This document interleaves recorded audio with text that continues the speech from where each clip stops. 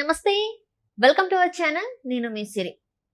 Amaravati to Vizag వేల కోట్ల రూపాయలు వాహనాలలో రవాణా చేస్తున్నారు. ఇంతకీ ఆ వాహనాలు ఎవరి వాహనాలు, ఎలా అక్కడి నుంచి ఇక్కడికి సరఫరా చేస్తున్నారు, అండ్ ఇప్పుడు ఎన్నికల కోడ్ ఉన్నా కూడా ఇంత డబ్బు ఎలా ప్రచారంలోకి అంటే పంచి పెడుతున్నారు? సో ఈ అంశాన్ని మనకి వివరించడానికి మనతో పాటు ఉన్నారు ప్రముఖ సీనియర్ జర్నలిస్ట్ డివిఎస్ గారు.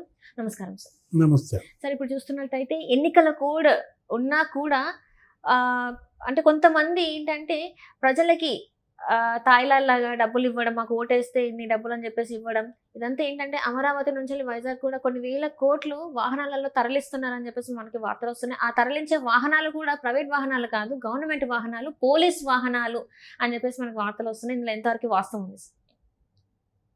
నీకు ఏ స్టోరీ గుర్తొస్తుంది? తెలంగాణ గుర్తురాట్లా? తెలంగాణ ఎన్నికల్లో, ఇప్పుడు అసెంబ్లీ ఎన్నికల్లో కూడా ఇదే విధంగా బీఆర్ఎస్ సీఎం కేసీఆర్ ఎలా ఈ డబ్బు పోలీసు వాహనాల్లో రవాణా చేయడం, ఇప్పుడు రేవంత్ రెడ్డి ముఖ్యమంత్రి అయిన తర్వాత అదంతా బయటికి రావడం, టాస్క్ ఫోర్స్ హెడ్ ఎలా రాధాకృష్ణ అవన్నీ బయట పెట్టాడు కదా. ఏ విధంగా అదేంటది ఫోన్ ట్యాపింగ్ తీగ లాగితే డొంక కదిలితే అప్పుడు ఆ ఎన్నికల్లో డబ్బులు ఎలా పోలీసు వాహనాల్లో ఎలా తీసుకుపోయారో మనం చూసాం. ఎస్ఐబి స్పెషల్ ఏదో పెట్టారు కదా, ఇంటెలిజెన్స్ బ్యూరో అన్నట్టుగా. అతను పట్టుకున్నారుగా ఆ డిఎస్పి ప్రణీత్ రావుని కదిలిస్తే మొత్తం బయటకు వచ్చింది కదా. సేమ్ ఎపిసోడ్ ఆంధ్రలో కూడా జరుగుతుంది. పోలీసు వాహనాల్లో కావచ్చు, సాక్షి వాహనాల్లో కావచ్చు, ఈ 108 అంబులెన్సుల్లో కావచ్చు, వీటన్నిటిలో కూడా డబ్బులు బాగా పోతున్నాయి. ఎక్కడ ట్రక్ కనపడినా, ఎక్కడ ట్యాంకర్ కనపడినా నీకు వెంటనే పట్టుబడింది అనగానే అందులో డబ్బులు, నోట్ల కట్టలు మనం ప్రచారం జరుగుతున్న దీంట్లో ఇవాళ విశాఖపట్నంలో తెలుగుదేశం పార్టీని ఓడించటం కోసం అక్కడ విపరీతంగా డబ్బులు ఖర్చు పెడుతున్నారు. ఏది 100 కోట్లు ఇవాళ అక్కడ డంప్ చేశారు. ఆ డబ్బు రవాణాకి ప్రభుత్వ వాహనాలు వాడుతున్నారు. పోలీసు వాహనాలు అయితే అవి, అంబులెన్సులు, వీటన్నిటిలో కూడా మనం చూసాం. అక్కడ తెలుగుదేశం తరఫున ఎవరికంటే చేస్తున్నారు? శ్రీభరత్ గత ఎన్నికల్లో స్వల్ప మెజారిటీతో ఓడిపోయాడు. గీతం విద్యా సంస్థలు మూర్తి గారి మనవడు అన్నమాట. అతన్ని ఏ విధంగా అయినా సరే ఓడించాలా. గీతం మీద ఎంత కక్ష కట్టారో మీకు తెలుసు. ఏది అక్కడ ఆ బిల్డింగులు కూడా కూలగొట్టారు. 10,000 మంది విద్యార్థులకి బోధన చేసేటువంటి విద్యా సంస్థ మీదే కత్తి కట్టిన పరిస్థితుల్లో ఇప్పుడు అక్కడ అతను ఎవరు ఎట్టి పరిస్థితుల్లో గెలవనీయకూడదన్న కక్షతో భారీ ఎత్తున డబ్బులు రవాణా చేస్తున్నారన్నమాట. ఇప్పుడు కొంతమంది ఏమో వాళ్ళ డబ్బు వాళ్ళు ఖర్చు పెడుతున్నారు, కొంతమందికి ఏమో వీళ్ళు ఇస్తున్నారు ధన సహాయం. దీంట్లో ఈ డబ్బు రవాణాలో ఎవరు కింగ్ పిన్? విశాఖపట్నంలో అక్కడ మనం చూసాం. Andhra university vice chancellor Prasad Reddy, ఆయనే వైసీపీ ఇవాళ అక్కడ ఒక బేస్గా మారాడని, అసలు అతని నియామకం పైనే అనేక విమర్శలు, వ్యతిరేకత మనం చూసాం. ప్రసాద్ రెడ్డి ఇలా గత కౌన్సిల్ ఎన్నికల్లో కూడా వైసీపీ అభ్యర్థులకు ఓటేయమని ఆ గ్రాడ్యుయేట్స్ ఎన్నికల్లో ప్రభావితం చేశాడో మనం చూసాం. వైవి సుబ్బారెడ్డితో, విజయసాయి రెడ్డితో విసి ప్రసాద్ రెడ్డి అంటకాగటం, వాళ్ళ మధ్య ఉన్నటువంటి ఆ బాదరాయణ సంబంధం.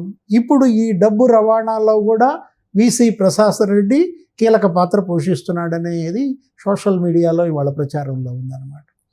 అతను మరొక విద్యా సంస్థల చైర్మన్, మైనారిటీ విద్యా సంస్థల చైర్మన్ ఎవరైతే దొడ్డిదారిని అతను తీసుకొచ్చి డైరెక్టర్గా పెట్టి అక్కడ ఏదో అంబేద్కర్ ఒక విభాగానికి ఆయన చైర్మన్ చేసి ఇప్పుడు అతనికే రిజిస్ట్రార్ కూడా ఇచ్చారు.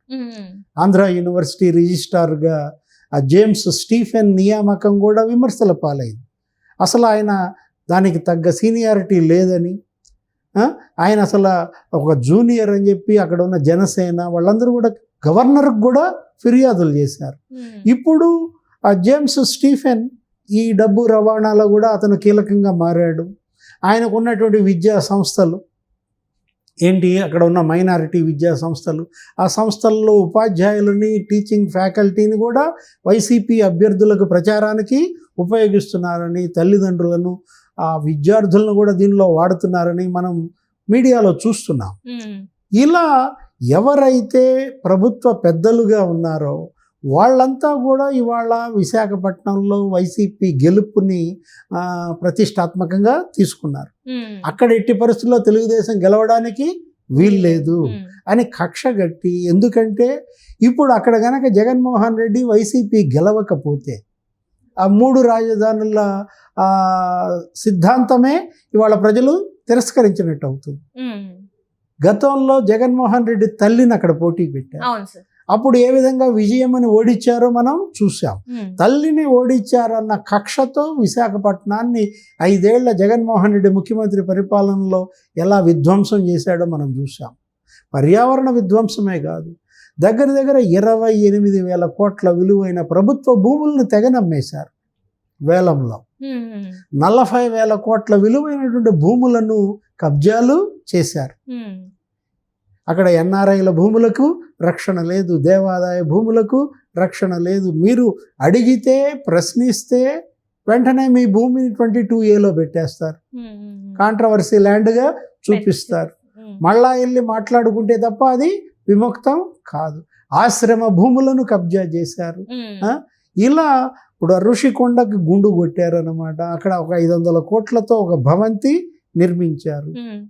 తెలంగాణతో పోలుస్తోంది అందుకే నీకు. ఇక్కడ కూడా మన ఎవరు చంద్రశేఖరరావు కట్టాడు, కేసీఆర్ సెక్రటేరియట్ కూల్చేశాడు కదా. సెక్రటేరియట్ కూల్చేసి సెక్రటేరియట్ ఒక 1,800 కోట్లు పెట్టి కట్టాడు. అంటే దానికి అనుకున్న దానికంటే డబల్ అయింది కదా సార్. మరి ఇక్కడ కూడా 1,800 కోట్లతో చంద్రశేఖరరావు హైదరాబాద్లో సెక్రటేరియట్ గడితే ఆ సెక్రటేరియట్లోకి ఇప్పుడు ఎవరు వెళ్తున్నారు? మన రేవంత్ రెడ్డి గారు వెళ్తున్నారు. అంటే ఇప్పుడు రేపొద్దున ఋషికొండలో ఆయన కట్టినటువంటి ఆ 450 కోట్ల భవంతిలోకి ఎవరు వెళ్తారు? చంద్రబాబు నాయుడు గారు వెళ్తారని చెప్పేసి అంటున్నారు. ఎపిసోడ్ అంతే. నీకేంటంటే మన కళ్ళ ముందే కనపడుతుంది అనమాట. దేవుడి స్క్రిప్ట్ అంటారు దీన్నే. ఈ విధంగా చూస్తామన్నమాట. వీళ్ళెంత డబ్బు డంప్ చేసినా ప్రజా తీర్పుని ధనంతో కొనలేరు. ప్రజలు ఇప్పటికే డిసైడ్ అయిపోయారు. 4 నెలల ముందే జగన్మోహన్ రెడ్డి తను ఓడిపోతున్నానని ఒక ఇంటర్వ్యూలోనే చెప్పాడు. అంటే తిరుపతికి వెళ్ళినప్పుడు కూడా అక్కడ తిరుపతి వెంకన్న అంటే ఒక విద్యా సంస్థలో అక్కడికి వెళ్ళినప్పుడు అక్కడే తను ఇంకా నన్ను ప్రజలు ఓడిపించినా పర్లేదు అన్నట్టుగా మాట్లాడడం జరిగింది. అంటే తనకి ఎప్పుడో తెలుసు, ముందు నుంచి తెలిసి ఈ డబ్బంతా నీకేం చేస్తున్నారు, కొనేస్తున్నారు. తెలుగుదేశం నాయకులను కొందామా, జనసేన నాయకుల్ని కొందామా, బీజేపీ వాళ్ళని కొందామా, ఎలాగైనా సరే వాళ్ళు గెలవకూడదు అని చెప్పి అంటే 20 కోట్లు కూడా ఆఫర్ చేస్తున్నారని ఒక నియోజకవర్గానికి 20 కోట్లు అని చెప్పేసి వస్తున్నాయి సార్. అందులో నిజంగానే 20 కోట్లు ఒక నియోజకవర్గానికి ఇస్తారా సార్? మరి అంతే కదా. అప్పుడంటే ఆ నియోజకవర్గ నాయకుడికి గనక ఒక 4-5 మండలాల్లో పట్టుందనుకో, అతనికి 20 కోట్లు. ఒక మండలం 2 మండలాలను పట్టుందనుకో, అతనికి 10 కోట్లు. ఒక పంచాయతీ అనుకో, మేజర్ పంచాయతీలో పట్టున్న నాయకుడు అనుకో, అతనికి 50 లక్షలు. మైనర్ పంచాయతీలో పట్టున్న నాయకుడికి 15 లక్షలు, 10 లక్షలు, ఇలా రేట్లు పెట్టి కొనేస్తున్నారు. అండ్ కొంతమందికి అసలు పార్టీ నుంచి ఫండే రావట్లేదు, డబ్బే లేదు, వాళ్ళ సొంత డబ్బులు కూడా ఖర్చు చేసుకుంటున్నట్టు మరి వార్తలు వస్తున్నాయి సార్. ఎవరికి? వైసీపీ వాళ్ళకి. అంటే ఆల్రెడీ ప్రతి ఎమ్మెల్యే 1000 కోట్లు ఇవాళ సంపాదించిన పరిస్థితుల్లో వాళ్ళు వాళ్ళ సొంత డబ్బు పెడుతున్నారు. కానీ మార్చిన అభ్యర్థులు ఉన్నారు కదా, ఈ ఎస్సీ ఎస్టీ అభ్యర్థులు ఉన్నారు కదా, వీళ్ళందరికీ ఫండింగ్ చేయాల్సింది జగన్మోహన్ రెడ్డి. 9,000 కోట్ల రూపాయలు ఇప్పటికే డంప్ చేశారంట. ఈ నాయకుల కొనుగోళ్ల కోసమే 15,000 కోట్లు ఇవాళ వాళ్ళు టార్గెట్ పెట్టుకున్నారని, 15,000 కోట్లు తీసుకొచ్చారని, 9,000 కోట్లు ఇలాగే ఇప్పుడు నువ్వు చెప్పినట్టుగా ఈ వాహనాల ద్వారా రవాణా చేశారని మొన్న కూడా మనం చూసాం. కేంద్ర మంత్రి నిర్మలా సీతారామన్ విశాఖపట్నం వచ్చారు. విశాఖపట్నం అక్కడ గీతం యూనివర్సిటీలో ఆమె అక్కడ ఉన్నటువంటి వాళ్ళను ఉద్దేశించి ప్రసంగించినప్పుడు నిర్మలా సీతారామన్తో విశాఖ బీజేపీ వాళ్ళంతా మొరపెట్టుకున్నారు. విశాఖపట్నంలో ఈ విధంగా విసి ప్రసాద్ రెడ్డి, ఈ రిజిస్ట్రార్, ఈ జేమ్స్ స్టీఫెన్, వీళ్ళందరూ కూడా ప్రభుత్వ వాహనాల్లో, పోలీసు వాహనాల్లో, అంబులెన్సుల్లో, సాక్షి వాహనాల్లో డబ్బులు ఎలా రవాణా చేస్తున్నారు అనేది ఆమె దృష్టికి తీసుకువెళ్తే నిర్మలా సీతారామన్ అన్నారంట, ఇది కేంద్రం దృష్టికి వెళ్ళింది, ఈ డబ్బు అంతా ఎక్కడి నుంచి వచ్చింది ఏంటి, ఇదంతా కూడా మద్యం డబ్బు, ఇవాళ లిక్కర్ మాఫియా డబ్బు ఇది. 5 ఏళ్లలో 1,30,000 కోట్ల మద్యం అమ్మారు. ఇందులోనే 40,000 కోట్ల మద్యం ఇవాళ వీళ్ళు క్యాషే కదా, నీకు ఆన్లైన్ పేమెంట్స్ లేవు కదా. అవును సార్. మద్యం తయారీ వీళ్ళే, మద్యం సరఫరా వీళ్ళే, మద్యం అమ్మేది కూడా వీళ్ళే. అది కూడా ఏంటి, only cash.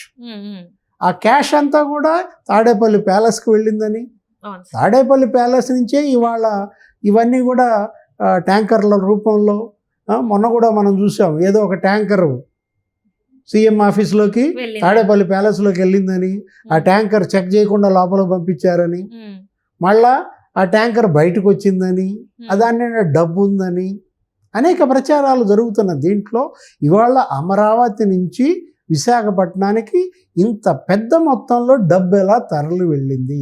Right right sir. వీటన్నిటిపైన కూడా కేంద్ర ఎన్నికల సంఘం, కేంద్ర ప్రభుత్వం ఉన్నత స్థాయి విచారణ జరిపిస్తే తప్ప బయటికి రావు.